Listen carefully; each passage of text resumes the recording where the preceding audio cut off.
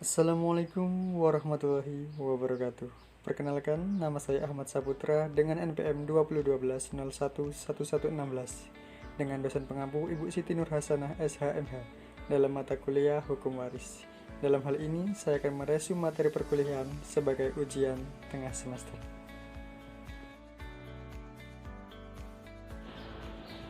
Undang-undang yang digunakan untuk mengatur masalah waris. Hukum waris adalah sebuah pilihan karena di Indonesia belum ada undang-undang yang mengatur mengenai persoalan waris. Bagi orang Islam, berlaku menggunakan kompilasi hukum Islam. Sedangkan di luar Islam menggunakan BW, tetapi realitas dalam masyarakat masih ada yang menggunakan hukum adatnya masing-masing. Dan dalam hukum waris Islam, hukum yang diperuntukkan bagi orang Islam, serta hitung-hitungannya adalah untuk yang laki-laki mendapatkan waris 2 kali lipat lebih besar daripada perempuan.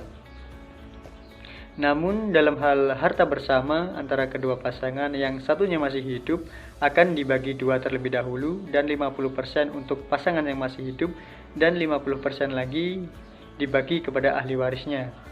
Hukum waris berdasarkan BW atau Kitab Undang-Undang Hukum Perdata digunakan oleh orang di luar Islam, dan dalam hukum perdata seorang ahli waris boleh menolak sebagai ahli waris. Sedangkan hukum adat tergantung adatnya masing-masing. Dan dalam hukum waris adat berbeda dengan hukum waris Islam dan perdata, karena dalam hukum adat sangat mungkin terbukanya waris sedangkan pewarisnya masih hidup. Kasus pidana yang berkaitan dengan waris.